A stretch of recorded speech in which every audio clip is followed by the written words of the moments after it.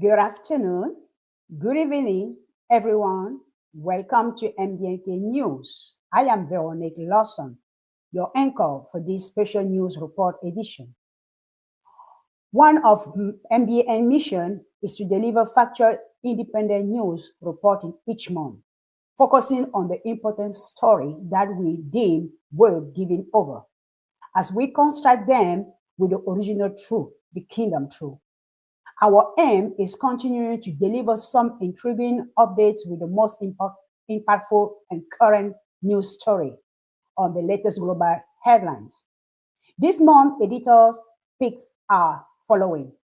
So let's get started. Kickstarting with national news item on the agenda.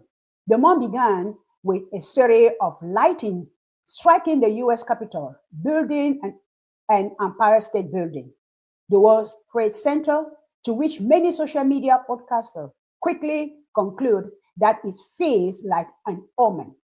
Some said God was sending a message to America. Meanwhile, some believe and argue to be a good indication that the Lord Almighty wants the Biden administration to leave due to all the evil being perpetrated inside that building. And it's a powerful reminder of storm we have waited and the bright future ahead. Coming ahead of President Trump's inauguration as the 47th President of the United States on January 20. Please let us turn our attention to the video for the tale. Landmarks on New Year's Eve, the Empire State Building. Let's look at all the places that got hit. This is fascinating. Number one, the Empire State Building got hit. Number two, the One World Trade Center. Number three, the Washington Monument. And then number four, the Capitol Building, all in the same night on New Year's. Now, this is wild. Look at this video, if you would, with me. You can see this. You just see it striking. You see lightning striking. Lightning strikes U.S. landmarks on New Year's Eve. Look at that. It just begins to strike. You see this. There's the Washington Monument getting struck. You just have to recognize something is being said. So the word of the Lord is really what we've got to seek out with this, because what does this mean? What is this representing for a nation? Now, many people say lightning represents judgment. I am saying to you, I believe this. This lightning strike represents judgment to the current Manchurian administration. As I said, similarly, other tragic event on New Year's Eve took place in New Orleans. A deadly truck attacked New Orleans French Quarter, killing 14 and injuring over 35 people. The FBI investigation linked the attack as a potential act of terrorism. The suspect involved in the truck crash was killed following a firefight with police, according to law enforcement source said to the local AP. These officials said, "We were not permitted to release details about the investigation, provide the information anonymously." Let's hear the tape from the video. Developing right now, the FBI revealing new details about the attacker who killed 14 people in New Orleans on New Year's Day. Officials are investigating trips he took to Egypt in 2023 and whether he had outside help plotting his attack. Bradley Blackburn has more. New video suggests the attack in New Orleans New Year's Day could have been even more deadly. The FBI says security cameras show the attacker placing multiple improvised explosive devices around Bourbon Street early New Year's Day that did not detonate because of a mistake he made in assembly. He didn't use the correct device to set it off, and that is just indicative of his inexperience and lack of understanding. Officials say what unfolded when he rammed his truck into victims, killing 14, was an act of terrorism. The attacker, Shamsuddin Jabbar, had proclaimed support for ISIS. And while the FBI still believes he acted alone, they are investigating trips he took to Egypt and Canada in 2023 and 2 previous visits to New Orleans. They say in October 2024, he used Meta smart glasses with embedded cameras to record these videos of Bourbon Street plotting his attack. We have not seen any indications of an accomplice in the United States but we are still looking into potential associates in the U.S. and outside of our borders. Saturday night in the French Quarter, crowds gathered for a vigil with moments of silence and music distinct to the city. The family of one of those killed, Terrence Kennedy, spoke to CBS News. My brother was a jolly person. My brother wasn't no violent person. You know, for somebody to just take his life away. Louisiana's governor has ordered a day of mourning for each of the victims beginning Monday. Bradley Blackburn, CBS News, New York. New Orleans mayor says she has asked the White House for more security resources for the upcoming Super Bowl and Mardi Gras. Thank you, CBS, for that report. On the other hand, the state funeral for former President Jimmy Carter, 39 U.S. president, who passed away on December 29, 2024, at the age of 100, took place on January 9, 2025, at Washington National Cathedral. The funeral service concluded a week of memorial event on his honor. Next, Monday, January 6, 2025, saw an unparalleled counting of certification of the electoral vote for the 2024 U.S. presidential election held in the U.S. Capitol, with enhanced security and physical measures this time. Not only did the incoming president win big, but also secure the House and the Congress. Let's hear the tale from NBC, Vaughan Hall. American history, a new Congress, now led by Republicans, will certify Donald Trump's election victory. But the scene this January 6th is expected to be a lot different than it was 4 years ago. NBC's Vaughn Hilliard is near the president-elect's Mar-a-Lago home. Vaughn, good morning.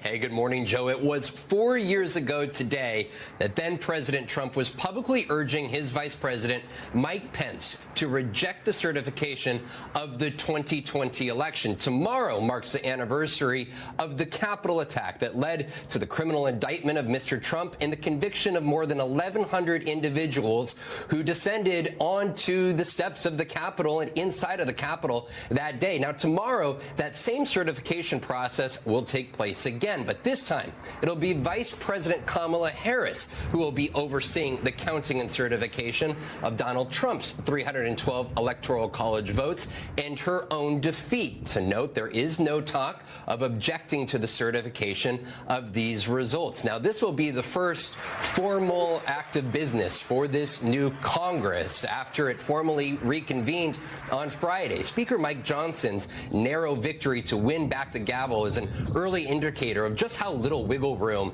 the Republicans in the U.S. House will have to push forward President-elect Trump's legislative agenda in this Congress. Just how little wiggle room? Well, there could be a situation this winter, Joe, where Republicans in the House could be in the position where they may be only able to afford losing the vote of one Republican unless Democrats come to their support on some of those votes. Now, this is going to be a bigger majority for Republicans in the Senate. It's going to be 53 to 46. And for the first time, though, they will not be led by Mitch McConnell. Instead, it'll be Senator John Thune of South Dakota who will serve as the Senate Majority Leader and be the one leading the way to navigate President-elect Trump's legislative priorities on immigration, energy policy, and tax cut extensions. This is going to be a big few weeks ahead for Republicans in Washington, D.C. Joe?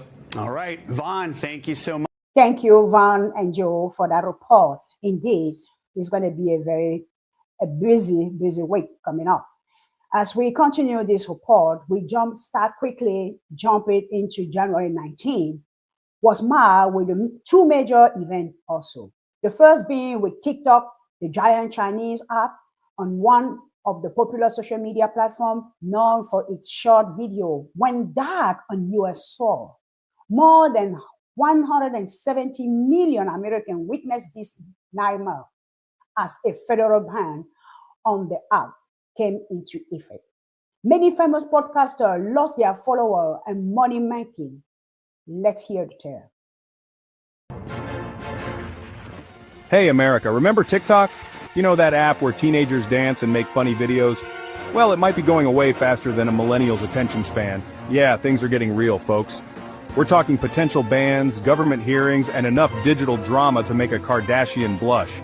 So what's the big deal? Why is everyone freaking out about a silly little app? Well, it's not so simple.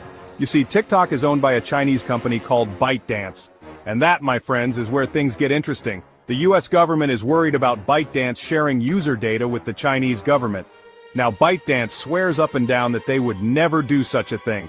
They claim they're just a harmless app that wants to bring joy and laughter to the world. But the US government isn't convinced. They're saying, nice try, ByteDance, but we've seen your search history. So, buckle up, Buttercup, because things are about to get bumpy.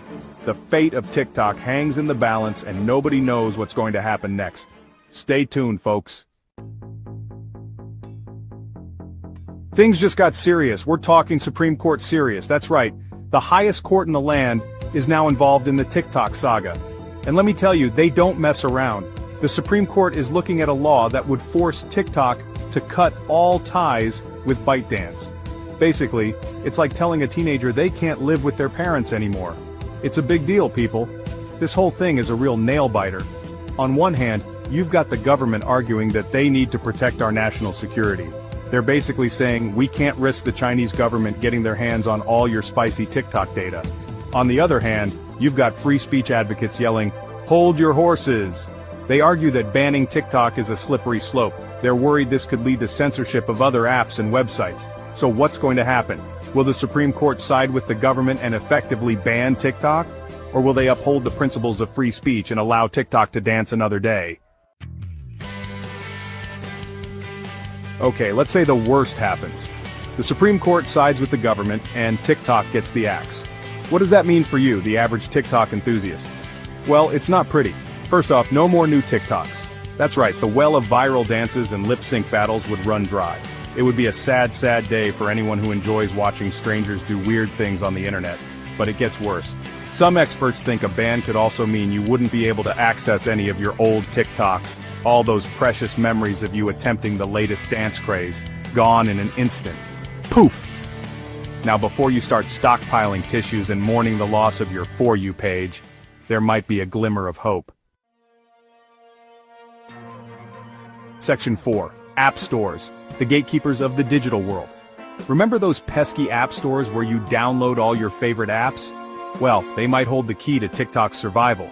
You see, even if the US government bans TikTok, it's not like they can reach into your phone and delete the app. That's where app stores come in.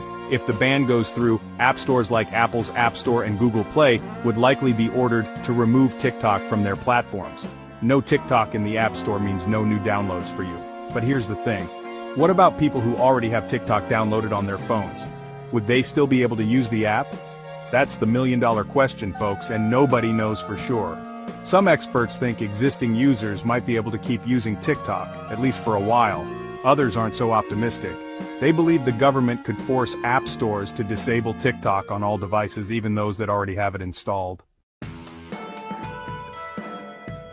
Section 5 VPNs to the rescue, navigating the digital divide. Now let's say the ban goes into full effect and TikTok is blocked on all fronts. Game over, right? Not so fast. There might be a way around the digital Berlin Wall, and it's called a VPN. For those of you who aren't tech savvy, a VPN is like a secret tunnel for your internet traffic. It masks your location and makes it look like you're browsing from somewhere else, like Canada or Mexico. No offense, neighbors. So, theoretically, you could use a VPN to bypass the TikTok ban and access the app from a country where it's still available. It's like sneaking into a concert you're not supposed to be at. Rebellious, right? But hold your horses, internet cowboys. Using a VPN to access TikTok might be risky. The government could crack down on VPN providers, or worse, they could track down users who try to circumvent the ban. It's a digital game of cat and mouse, and nobody wants to be the mouse. Section 6. The future of TikTok. A fork in the road. So, what's the verdict? Will TikTok survive this legal and political hurricane, or will it be swept away into the annals of internet history? The truth is, nobody knows for sure. But here are a few possible scenarios. Scenario 1. TikTok strikes a deal with the US government. They agree to stricter data security measures and promise to keep those pesky Chinese officials away from our precious user data. Everyone breathes a sigh of relief, and TikTok lives to dance another day. Scenario 2. TikTok gets sold to a non-Chinese company. Microsoft, maybe? This would appease the US government's security concerns and allow TikTok to continue operating in the United States. It would be a bittersweet victory for TikTokers, but hey, at least they'd still have their beloved app. Scenario 3, the ban goes into full effect and TikTok is no more. Cue the dramatic music and the collective sobs of millions of teenagers. The internet would never be the same. So there you have it, folks. The future of TikTok is uncertain, but one thing's for sure. It's a fascinating case study in the intersection of technology, politics, and our insatiable appetite for viral content. Indeed, it's an interception of digital technology, and we're going to soon find out whether we continue with TikTok or not. Similarly, the second event was the pre-inauguration victory rally of President Trump that drew thousands supporters in Washington Arena, celebrating his landslide victory a day before his quote-unquote physical return to power, with plans to reshape U.S. immigration, trade policies, and other urgent matters during his first 100 days back to the Oval Office. While uploading transparency, he promised to declassify file of MLK Jr., JFK assassination, and other secrecy. Let's turn our attention to Reuters reporter. Thank you. Thank you very much, everybody. What a good feeling. We like winning, don't we? Huh? One day before his return to the White House, President-elect Donald Trump on Sunday made his victory lap at the Make America Great Again victory rally in Washington.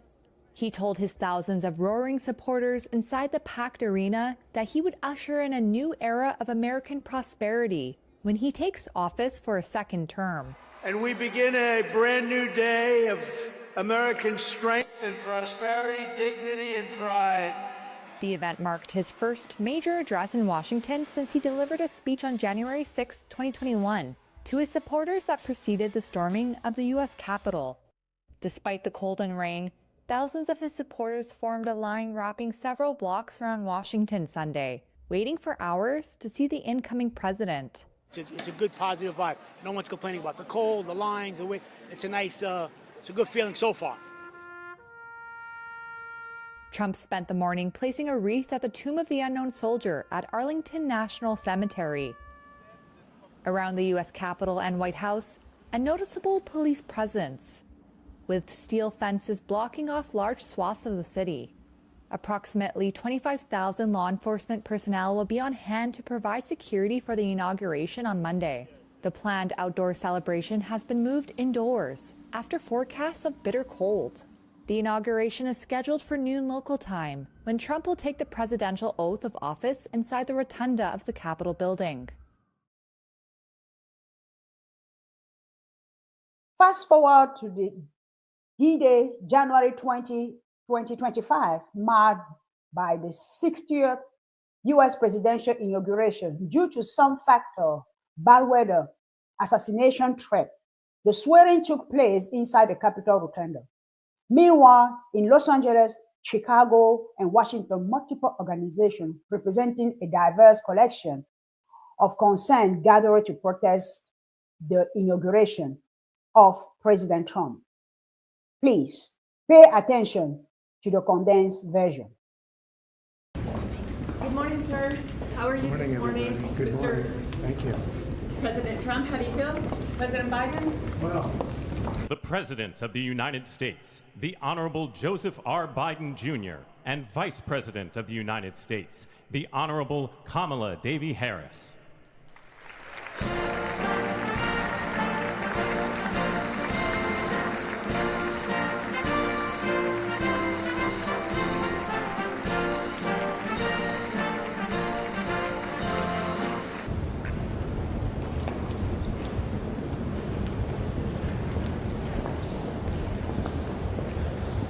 The Honorable Donald John Trump.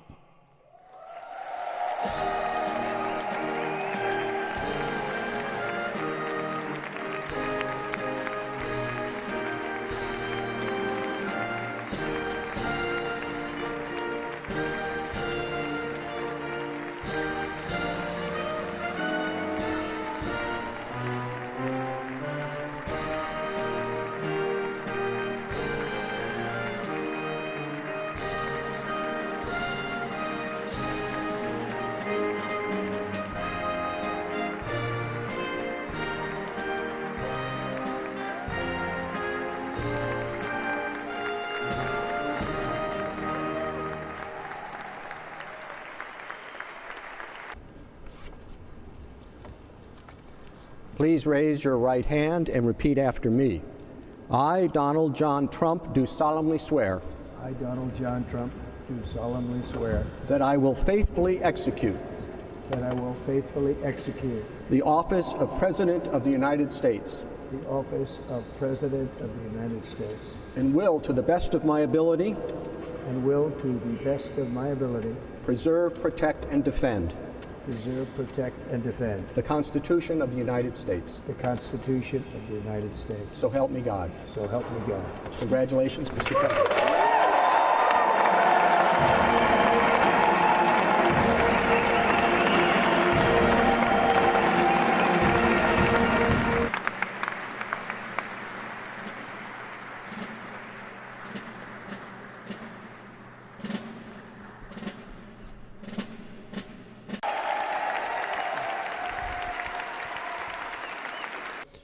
The golden age of America begins right now.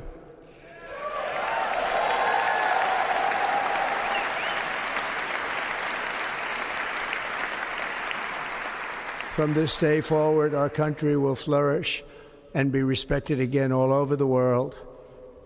We will be the envy of every nation, and we will not allow ourselves to be taken advantage of any longer.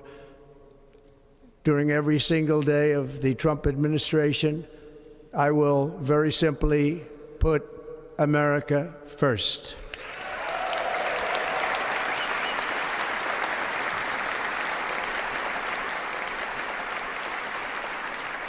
To the presidency confident and optimistic. Those who wish to stop our cause have tried to take my freedom and indeed to take my life. Just a few months ago in a beautiful Pennsylvania field, an assassin's bullet ripped through my ear. But I felt then, and believe even more so now, that my life was saved for a reason. I was saved by God to make America great again.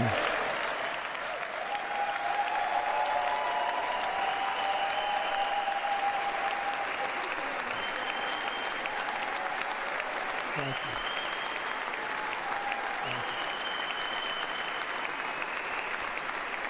Today, I will sign a series of historic executive orders. With these actions, we will begin the complete restoration of America and the revolution of common sense. It's all about common sense. First, I will declare a national emergency at our southern border.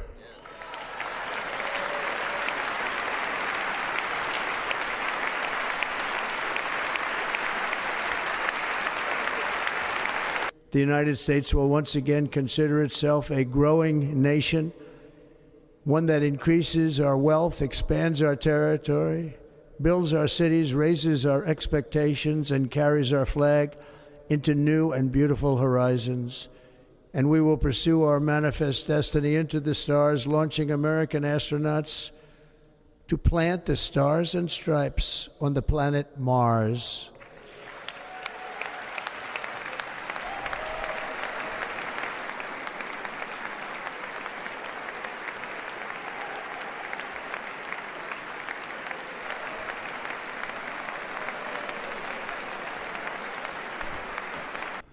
I, James David Vance, do solemnly swear.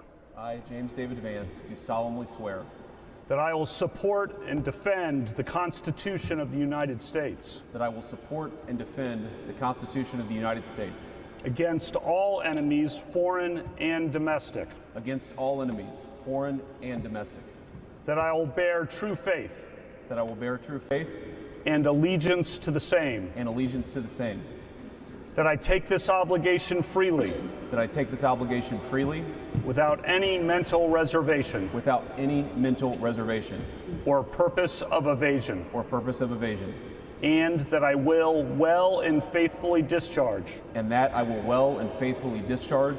The duties of the office. The duties of the office. On which I am about to enter. On which I am about to enter.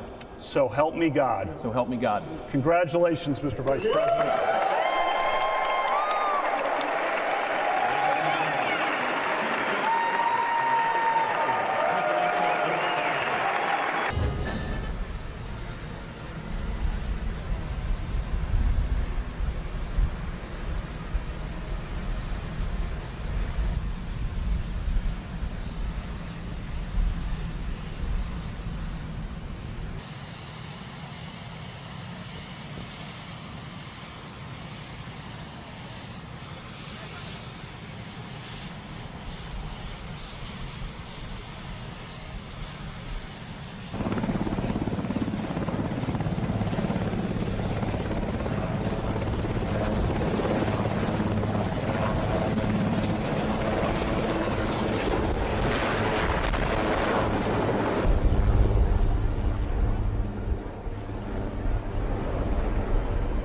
The golden age of America begins right now.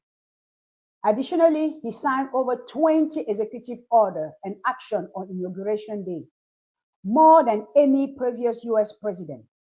Among those are pulling out of the World Health Organization, withdrawing from the Paris Climate Accord, declaring national border emergency, direct the US military to work with the Department of Homeland Security to fully secure the southern border, established a national priority to eliminate all criminal cartel operating on US soil, designating cartel as foreign terrorist organization, remain in Mexico policies, thus ending catch and release program, re-establishing America's dominance through energy policy, which are about liquid natural gas, port, fracking, pipelines, permitting, and more. Ending all DEI, diversity, equality, and inclusion program across the federal government. Establishing biological sex definition, only two gender, male and female. Renaming Gulf of Mexico to Gulf of America. Taking back the Panama Canal that was sold for $1 by Jimmy Carter to the Chinese. Ending the Green New Deal. Ending the electrical vehicle mandate. Rolling back 78 executive orders of the Biden era's policy. And implementing one flag policy, banning Pride and Black Lives Matter flags at all government buildings. Signing specific presidential memorandum to ensure that costs of American taxpayers are lowered. Birthright citizen for those born to undocumented immigrants, and so much more. Wow, this only the first day of his quote-unquote return to power presidency. Hey everyone, and welcome back to MBN. We are diving into some intriguing global headlines. So, let's jump right into the next news story on the agenda. Remember, it's important to stay informed and engaged in global affairs. So, let's stay connected and keep each other in the loop about what's happening around the world. Again, don't forget to hit like if you enjoyed this video and subscribe for more intriguing content coming up next. Thank you and welcome back. Next, let's turn our attention to European, Middle East, and Asia news coverage by our local news reporter, correspondent Victoria. Thank you, Veronique. Thank you. Welcome. This is Victoria Suba, your correspondent for Europe and Asia. Now, let us begin with the news of this past month of January 2025. TikTok users in Germany are more susceptible to Russian and Chinese misinformation, says a report, as young people in Germany are significantly less suspicious and have a more favorable view of Moscow and Beijing, according to the study, which flags it as a concern with Germany's upcoming elections. To Russian and Chinese misinformation. Young Germans who use TikTok are more likely to be climate skeptics, be less critical of Russia's invasion of Ukraine, and believe that the Chinese political system is better than democracy, according to a new study. The Liberal Politics Friedrich Naumann Foundation, which commissioned the study, said that it shows how disinformation narratives and foreign propaganda are impacting Germany ahead of its federal elections in February. For example, it found that 42% of those under 29 doubt that Russia is deliberately spreading false information, compared to 30% of all respondents. Around 50% of TikTok users doubt that Russia is spreading fake news. The figure stands at 59% for China. This shows that TikTok users are significantly less suspicious and have a more favorable view of Moscow and Beijing, according to the study, which was carried out by the Allensbach Institute. Looking at particular disinformation narratives appears to confirm this. Some 78% of all respondents agree that Russia is waging an illegal war of aggression against Ukraine. but this figure falls to 69.7% among under 29s. It falls further still for TikTok users, 66% when it comes to China. While 81% of Germans in general believe China is a dictatorship, 67% of those under 29 do. Around a third of TikTokers believe China is not a dictatorship. Nearly 30% of Germans believe that China's authoritarian system is more efficient than Western democracies, according to the study, which jumps to 42% for TikTok users. And when looking at climate change, only 64% of respondents and 67% of young people believe human activity causes climate change. For TikTok users, the figure is just over half. Polish Prime Minister's priorities for the EU attacked by both the left and right wings, as members of the parliament dislike Polish Prime Minister's attitude on migrations and the Green Deal, while patriots and conservatives say they don't trust him. Let us see what this is all about.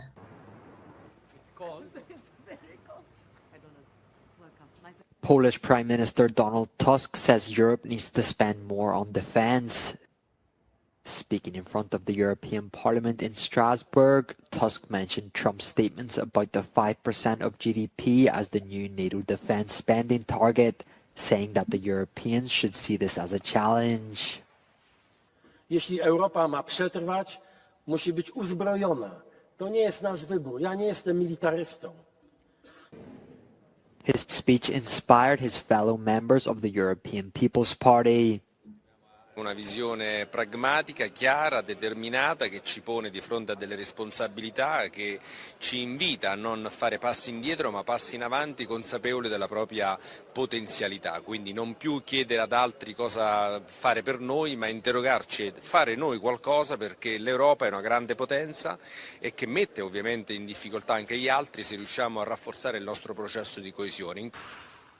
But Tusk's words were not so popular among the progressive political spectrum, especially when he spoke about the EU's Green Deal, an ambitious roadmap to achieve climate neutrality by 2050. Security is also sticking to the legislation that we have adopted. That is legal certainty.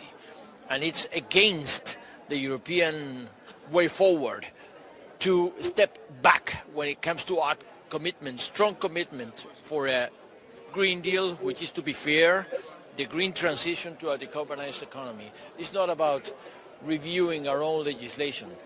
It's about, of course, understanding facts, but never giving up when it comes to be first and in the forefront to the highest commitment against climate change. Poland's priorities are now clear as it sets up for its 6-month presidency of the Council of the EU. Moving on to Turkey, there has been a fire at a Sky Resort hotel in Turkey's Bolu Mountains that killed at least 76 people on January the 20th. Panicked guests were forced to jump out of windows in the middle of the night. Turkey's interior minister said that at least 51 others were injured in the disaster, which struck during a school semester break when hotels in the region were packed with guests.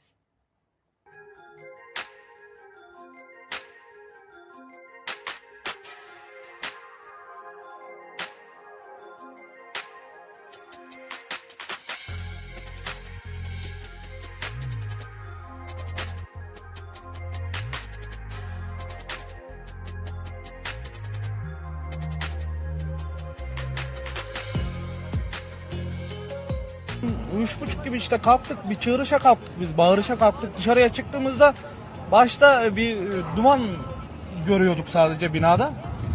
Dumandan sonra insanların çığlıkları artmaya başladı iyice.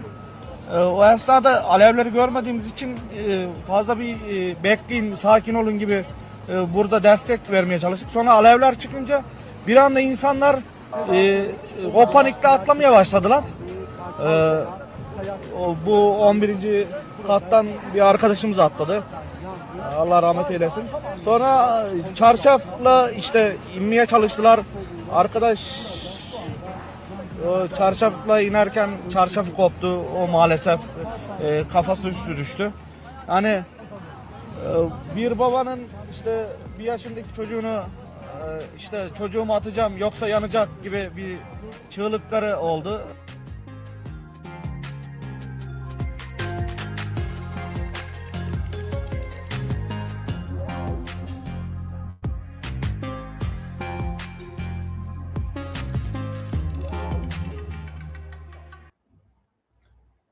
Albanian Prime Minister Edi Rama brought a unique flair to diplomacy at the World Future Energy Summit in Abu Dhabi. Kneeling on one knee, Rama presented the Italian counterpart Giorgia Meloni with a scarf crafted by an Italian designer in Albania. He then serenaded her with Tanti Auguri to celebrate her 48th birthday. The gesture highlighted the warm relationship despite contrasting political views. The celebration also set the stage for a major $1 billion energy deal between Italy and Albania and the United Arabs. This agreement, entitled Sanunda Sea Cable, is a renewable energy across the Adriatic, positioning Italy as the energy hub. Let's see. Bring cake and candles, but for Italian Prime Minister Giorgia Meloni, her 48th was celebrated with a diplomatic twist. In the grand setting of Abu Dhabi's World Future Energy Summit, Albania's towering Prime Minister Edi Rama stole the show. Kneeling on one knee, scarf in hand, Rama serenaded Meloni with a birthday wish, blending charm with a heartfelt gesture. But the celebration wasn't just about melodies and gifts. It was the prelude to a billion-dollar agreement that promises to reshape energy ties across the Mediterranean. Our final report brings you more. Birthdays are a time for surprises, songs and gifts. For Italian Prime Minister Giorgia Meloni, her 48th birthday brought all three, courtesy of Albanian Prime Minister Edi Rama. At the World Future Energy Summit in Abu Dhabi, Rama gave the celebrations a unique diplomatic flair, proving that politics can have its lighter moments. Rama, known for his towering height and vibrant personality, knelt before Meloni to present her with a gift. A lightweight scarf crafted by an Italian designer who had relocated to Albania. But the gift wasn't the only surprise. He broke into a rendition of an Italian phrase, Tanti Auguri, meaning happy birthday, serenading his Italian counterpart with a smile.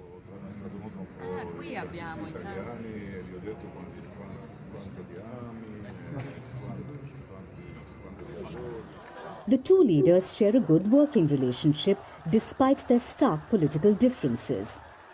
While Meloni heads the right-wing Brothers of Italy, Rama, on the other side, leads Albania's Socialist Party.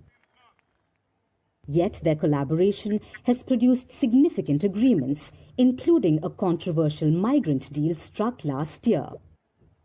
Under this agreement, some migrants rescued at sea by Italy were to be housed in detention centers in Albania. However, legal challenges have left these centers dormant for now. Saudi Arabia Crown Prince says the kingdom intends to invest billions in US during a call with Trump. The kingdom's news agency reported that the country's crown prince intended to invest hundreds of billions into the US economy during US President Donald Trump's term in office. Let us see. Saudi Arabia's crown prince said that the kingdom wants to invest $600 billion in the United States over the next 4 years, and potentially beyond that. The remarks from Crown Prince Mohammed bin Salman came after a phone call with recently inaugurated US President Donald Trump, and after Trump mused about returning to Saudi Arabia as his first foreign trip back in office. There was no immediate response from the White House regarding the call. It also wasn't clear whether Trump's call with the Crown Prince was his first with a foreign leader since returning to the Oval Office. The billion-dollar pledge, which dwarfs the gross domestic product of many nations, comes as the kingdom faces budgetary pressures of its own. Global oil prices remain depressed years after the height of the coronavirus pandemic, affecting the kingdom's revenues. In recent years, the US has increasingly pulled away from relying on Saudi oil exports, which was once the bedrock of their relationship for decades.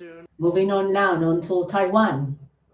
Taiwan was hit by a magnitude 6.5 earthquake on the night of January 20th, according to the island's weather administration.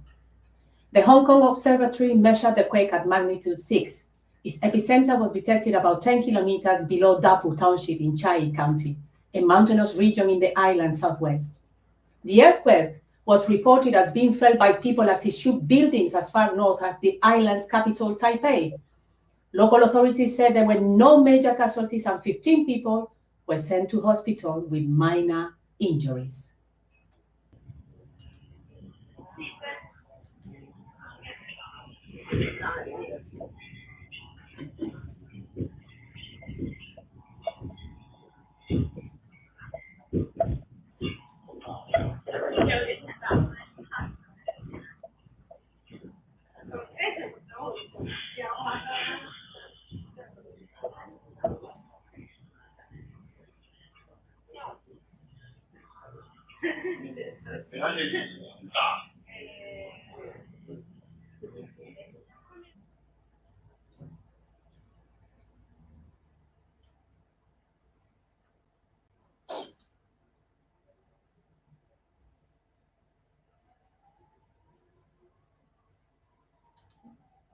那个有来后退，他们出来了，后退，架在旁边就好，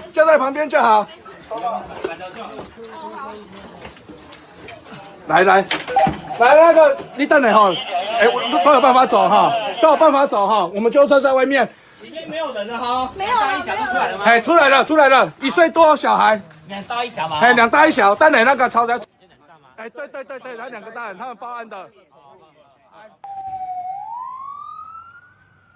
Moving on to South Korea, South Korea's impeached President Yoon Suk-yeol was detained on January the 15th for questioning by anti-corruption investigators regarding his brief imposition of martial law last month.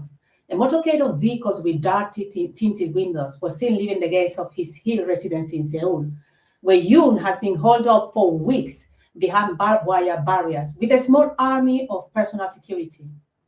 In a video message recorded before he was escorted to the headquarters of the anti-corruption agency, Yoon said that he was complying with the arrest warrant to prevent any unfortunate bloodshed between law enforcement officials and the Presidential Security Service.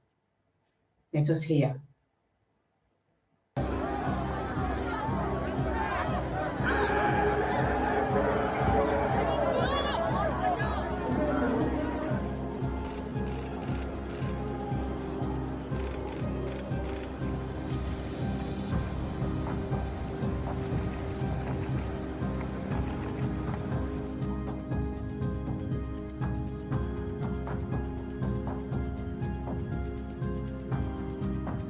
저는 오늘 이들이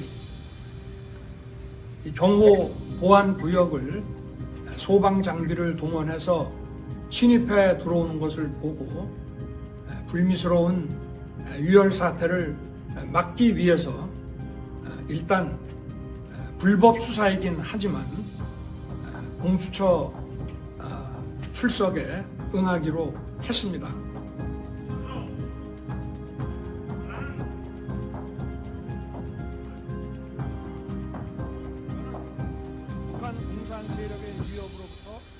자유 대한민국을 수호하고 우리 국민의 자유와 행복을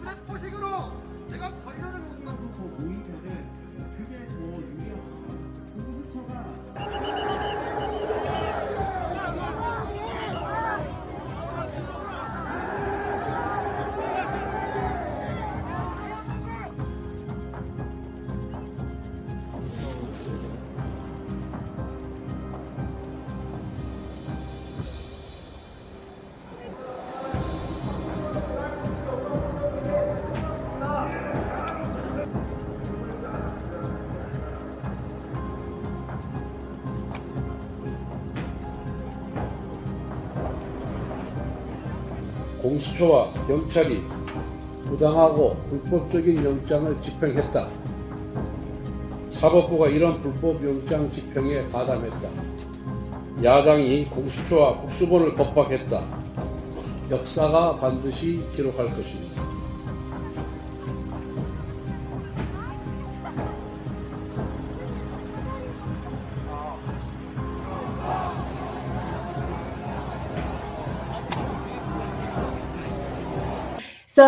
So as you can see, the world continues to be in turmoil, changes here and there, many business deals, many things happening.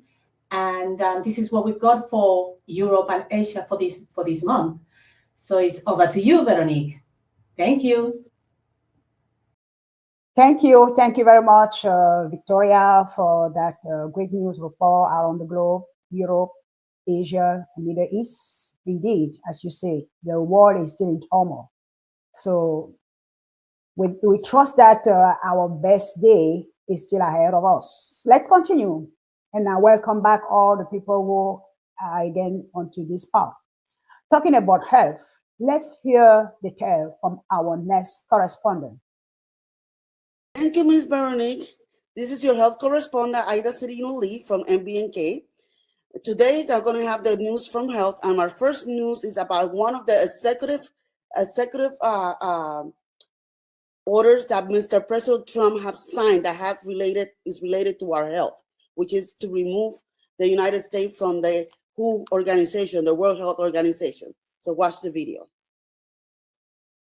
Withdrawing from the World Health Organization, sir? Ooh, that's a big one. United States President Donald Trump signed an executive order to withdraw from the World Health Organization on his very first day in office.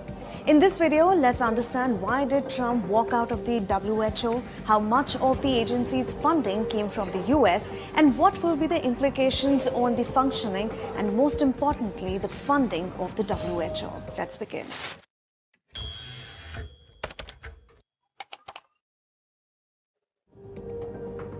The WHO is a United Nations body working on global health. It works with countries to strengthen their primary health care. Its guidelines help prepare government policies, and it helps organize programs to tackle specific diseases.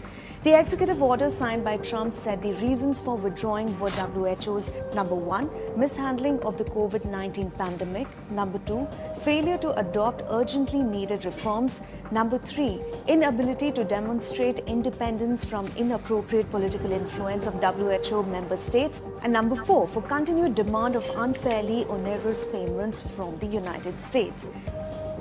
China with 1.4 billion people. We have 350. Nobody knows what we have because so many people came in illegally. But let's say we have 325. They had 1.4 billion. They were paying 39 million. We were paying 500 million. It seemed a little unfair to me. China pays 39 million and we pay 500 million. And China's a bigger country. When Trump was in office during his first term, he was critical of the WHO for being too China-centric in its tackling of the COVID-19 pandemic. He accused the WHO of being biased towards China in how it issued guidance during the outbreak. The move does not come as a surprise, considering Trump had threatened to withdraw in his last term too. He officially notified the UN General Secretary of the decision in 2020. Nonetheless, health experts are concerned about the cut in funding and expertise that the WHO may experience in the coming years. So what does the executive order say? Trump's executive order highlights 4 key things that will happen as the US exits from the Global Health Organization. Any transfer of US funds and resources to the WHO will be paused. That's number 1. Number 2, all US government personnel or contractors working in any capacity with the WHO will be recalled. Number 3, the United States will identify credible and transparent United States and international partners to assume necessary activities which were previously undertaken by the WHO. And 4th, and most importantly, the United States will cease negotiations towards the pandemic treaty the WHO is working on. The accord aims to better prepare countries to respond to pandemics, create a framework for global cooperation if a pandemic happens, and develop mechanisms for equitably sharing medical countermeasures such as drugs and vaccines. So the big question, what will be the financial implication? Withdrawal of the United States is likely to have a huge financial impact on the WHO, with the agency receiving around a fifth of its funds from the country. Now, this is one of the points of contention for President Donald Trump that drives us to the big question. Where does WHO's funding come from? Now, there are two ways: contributions from all its member countries and the voluntary contributions raised from various countries and organizations. Over the years, the assessed contributions have remained stagnant and now cover less than 20% of the organization's budget. Now, let's look at this chart and understand. In assessed contributions, the United States is the biggest payer, accounting for 22.5% of the contributions, followed by China at 15%.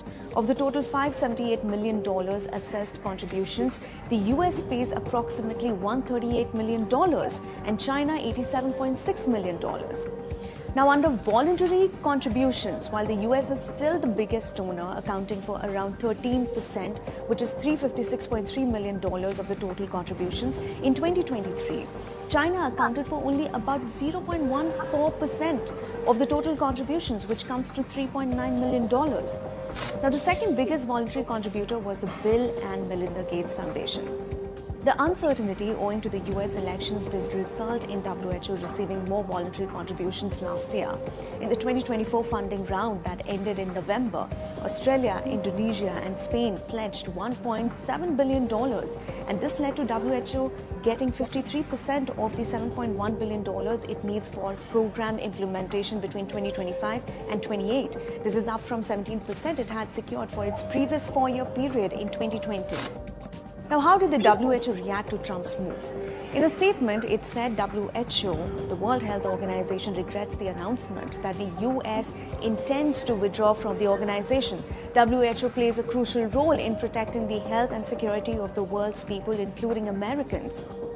On the matter of transparency, the WHO statement added, quote unquote, with the participation of the United States and other member states, WHO has over the past 7 years implemented the largest set of reforms in its history to transform our accountability, cost effectiveness and impact in countries. So, will India be impacted? With WHO losing out on a significant proportion of its funding, its work across countries, including India, is likely to be affected. The WHO participates in and supports several health programs of the Indian government, such as its work on neglected tropical diseases, HIV, malaria and tuberculosis, antimicrobial resistance, among others. Importantly, it plays a significant role in the country's immunization program, with WHO teams even monitoring vaccine coverage. In addition, the loss of expertise from the United States would also impact WHO's role of providing guidance. This will also sever the collaboration between the WHO and the US Centers for Disease Control and Prevention, which is key to international surveillance and response to health threats. So can member states withdraw from the WHO so easily? Well, there is no provision for withdrawing in WHO's constitution, but the US Congress, however, at the time of joining the organization in 1948, had laid down a condition that said the country could withdraw after giving a 1-year notice and meeting the financial obligations of the current year. That's all for today. For more such explainers, don't forget to like, share and subscribe to our channel, The Indian Express. Thank you so much for watching. Wow. So for the next news, what are the effects of the freeze of all the federal health organizations like the NIH and the CDC affecting their contribution into the health and the research and anything else that they are doing? You can watch this in the next video. And chaos have been reported in the communities actively working on developing cures and treatments for diseases. And that's because as the Trump administration has moved in, it has temporarily frozen external communication, traveling and hiring within many federal health agencies. And while it's a pause for now, someone who has worked clinical research for decades tells our Sam Stark he's worried. Last Tuesday, heads of federal health agencies, including the National Institute of Health and the CDC, received this memo. It instructed those heads to immediately put a pause on external communication and public appearances until February 1st. In addition to this, scientific research publication Science said the administration had ordered a freeze on hiring and an indefinite ban on travel within those agencies. Depending on how long this goes, it could disrupt that innovation at the beginning that we'll start to see later down the road in 6 months, a year, when we see a decline in the new opportunities coming to patients. John Potoff is the chairperson for Allego Health Research based out of Austin. He said it is not uncommon for there to be a brief pause during these transitory periods. A longer delay, however, could disrupt innovations in treatments for diseases like cancer, diabetes, and Alzheimer's disease. That can set us back not only from a timeline perspective, but it can just reduce the number of opportunities that we have to really bring something life-saving to patients. In 2024, the NIH released $116 million to the University of Texas at Austin, which funded around 250 projects. The university would not comment on whether this freeze would disrupt research operations and output. Diabetes, Alzheimer's attacks everybody, no matter what your background is. So it's important that we stay focused on what's really important, which is making sure we do things to save people's lives. Sam Stark, KXAN News. And the National Institutes of Health disperse billions of dollars every year to fund around 50,000 research projects around the country. In a letter obtained by NBC News today, the NIH director said clinical trials can continue as scheduled. Okay, so the next news is about the flu. This year, we've been having more flu than COVID. So look at the next video. Number of Americans are feeling the fury of the flu. Me and my husband have had a 101 fever for 3 days. CDC data this month reports over 6,600 flu deaths and 160,000 hospitalizations. While the flu is surging, COVID cases are down.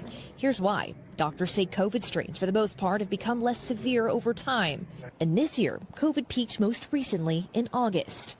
COVID is milder this year, with about half the rate of hospitalizations now than exactly a year ago. But the flu always peaks in the winter, spreading more easily this season with a combination of lower flu vaccination rates, record travel, a bitter cold winter season driving people indoors together, with little competition this season from COVID-19.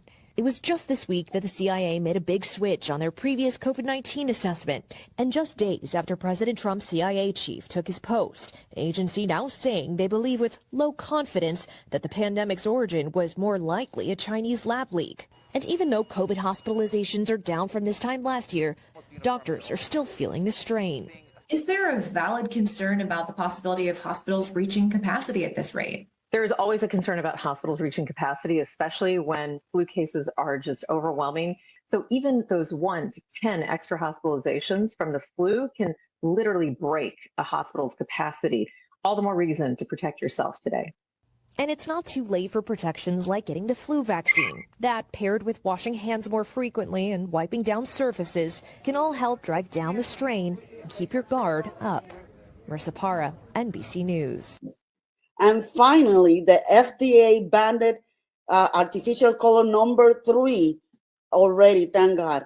I wish they would ban them many more besides the number 4, but we are starting with the right foot forward. Look at the next news.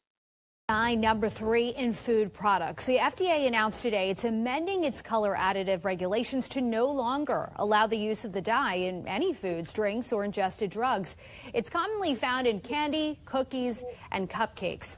The National News Desk, Jeff Harris, joins us. Jeff, health groups and activists have long pushed for this dye to be banned. So why the sudden change? So this decision didn't really happen overnight, Dee Dee. The FDA says it's been actively reviewing Red Number 3's approval for years now after a petition was filed by a coalition of organizations noting its potential cancer risks and its impact on children.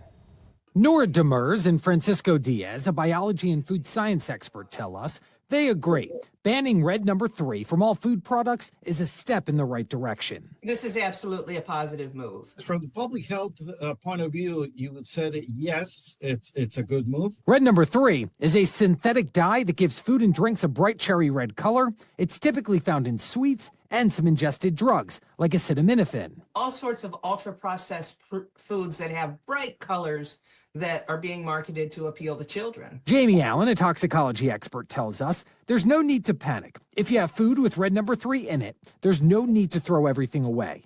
It's just going to be just fine to consume what you have. The dye, which is made from petroleum, was approved for use in foods back in 1907. But Allen says for years, advocacy groups have been fighting to get its approval revoked. While it has significant health concerns, along with that potential risk for cancer, it can also cause behavioral problems, specifically in children. Allen says, although the dye is now banned, other synthetic dyes like red number 40 are still legal to use, which is why she hopes today's news leads to a more in-depth conversation. Whether to ban synthetic dyes all around or whether to ban a larger proportion of synthetic dyes.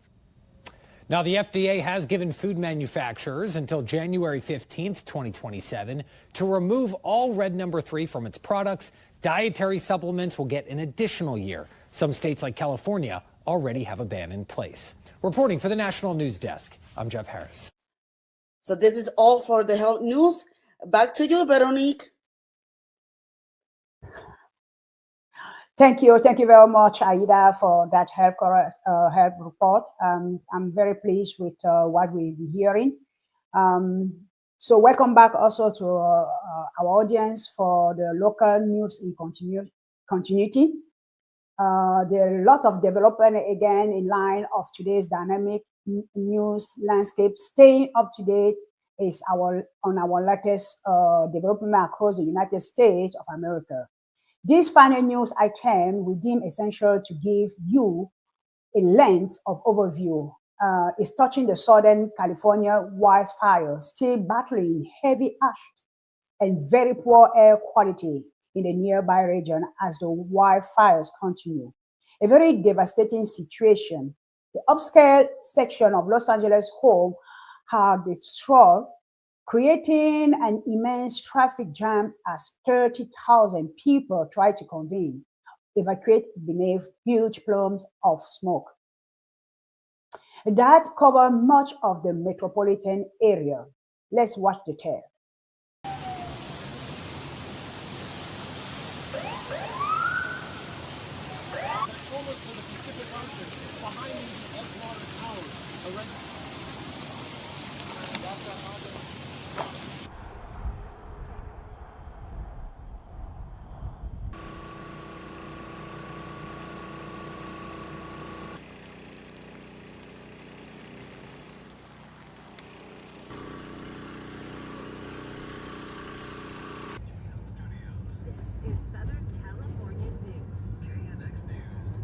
I mean, I've never seen anything. Fires were this close to the cars. People left their cars on Palisades Drive. Burning up the hillside, the palm trees, everything's going. And the wind and the firemen are great, but you can only do so much.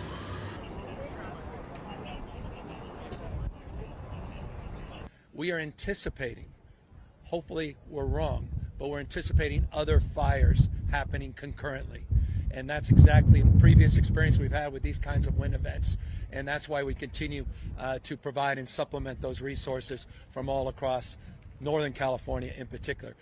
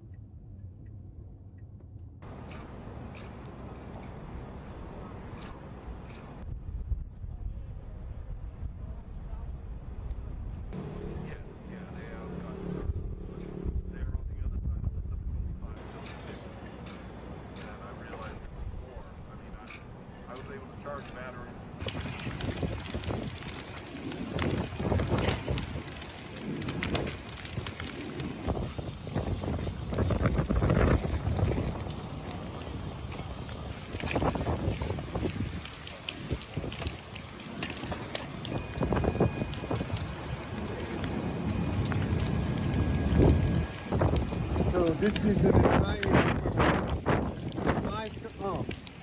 entirely. This whole street gone. Gone. Gone. There's nothing left. Nothing left.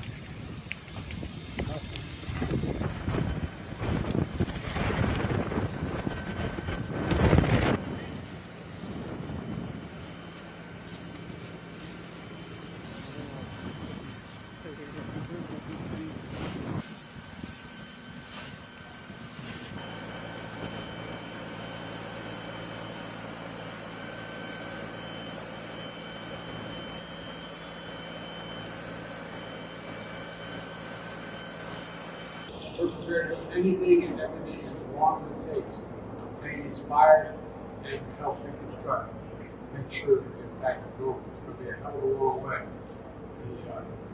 It's going to take time. We're reading it, but we're coming to stay. Did you all make a decision? Thank you very much. We had a great meeting. I guess it looks like we're going to be the one having to rebuild it. But what happened there, I don't think there's anything that I've ever seen quite like it. And the insurance companies are going to have a big problem because you're talking about big, big dollars.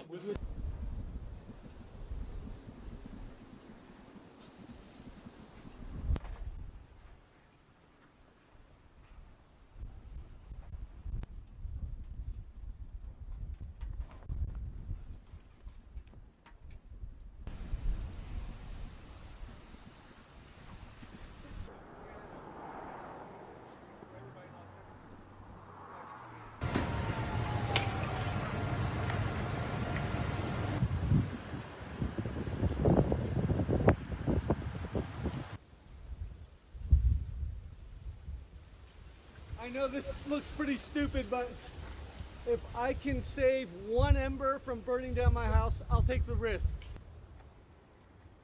I pray to God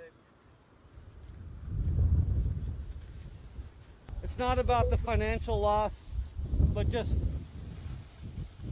everything, every possession of you and your family and every memory forever. It was hard to imagine losing all of that. My heart goes out. I know 5 friends already that have lost their homes.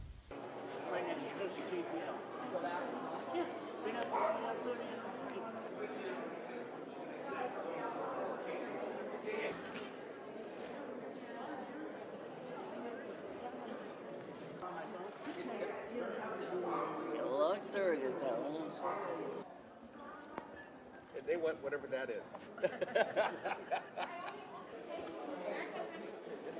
You want to go to the bathroom? Okay. It's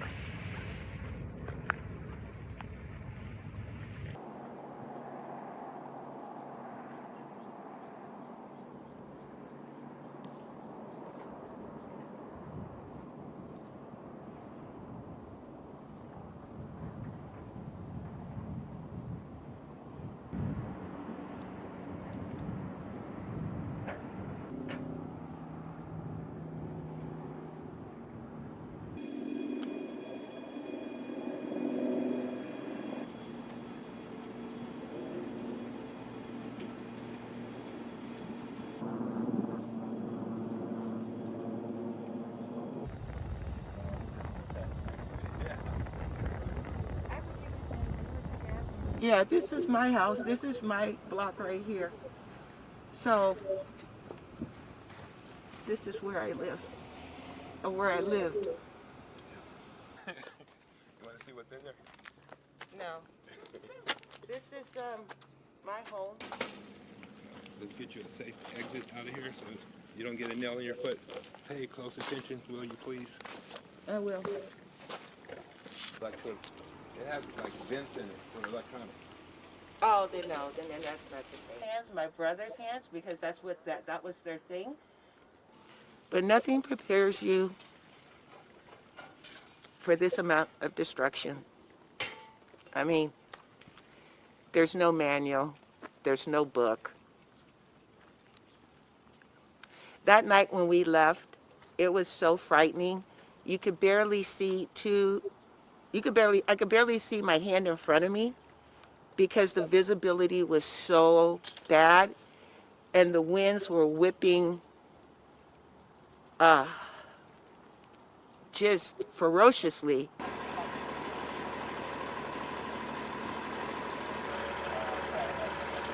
Go back? No, I need.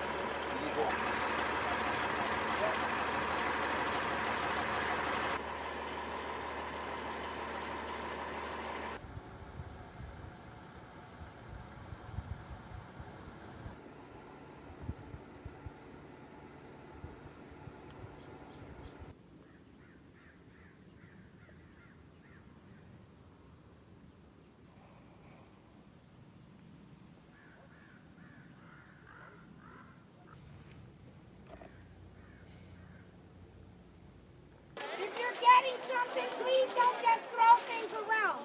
It's going to take us a minute to get organized.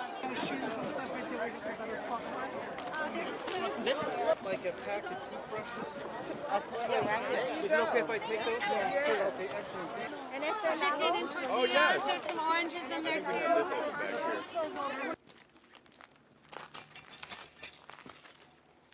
Oh my God.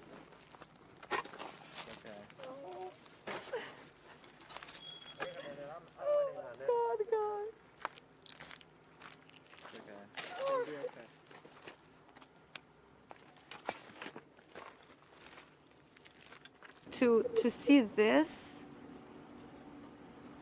we actually came to say thank you to our house for being good to us, and we were good to it. So, kind of end of a life story here, and then another life will begin. Actually, I brought flowers with me because I do feel it's like a funeral. I don't know.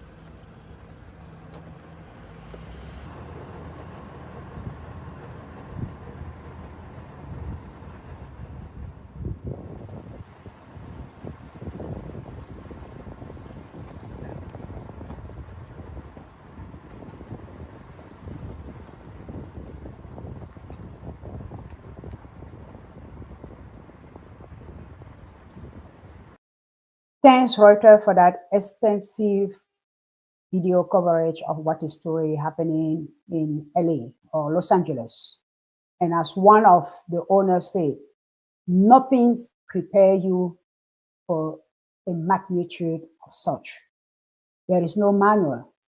There is no book.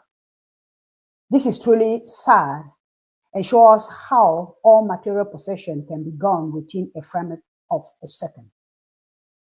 This may be very alarming, and our world is in turmoil. We can actually witness that. However, one thing is certain, Christ warned us, I have told you all these things, so that in me you may have peace. In this world you will have tribulation, but take heart, for I have overcome the world. Hey everyone, and welcome back to MBN. We are diving into some intriguing global headlines. So, let's jump right into the next news story on the agenda. Remember, it's important to stay informed and engaged in global affairs. So, let's stay connected and keep each other in the loop about what's happening around the world. Again, don't forget to hit like if you enjoyed this video and subscribe for more intriguing content coming up next. Indeed. So let's stay connected and keep each other in the loop about what is happening around the globe, even around you, around your community. That wraps up today's edition of MBNK News Special Report on the Global Headlines Update for the month of January 2025. And let me tell you, the best is yet to come. Thank you for joining us on this global news journey. MBNK News is excited to bring you the latest global news on, and hope you are eager as we are, and keep us with the world's happening. Remember to hit that like button and subscribe for more updates. Stay updated and stay informed. I am Veronique Lawson for this special news report. Have a great evening and see you next time. Signing off.